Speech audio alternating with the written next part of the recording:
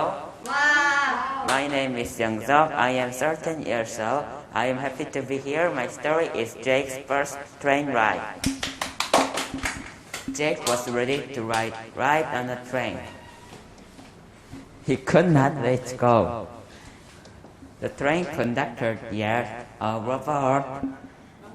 Jake jumped up and got on the train. He sat in his seat. A man came and asked, "Can I see your ticket?" Jake showed him and his ticket. The man smiled at him. "This is my first train ride," Jake said. Jake smiled big. He knew he will like the train ride. And thank you for listening. Wow.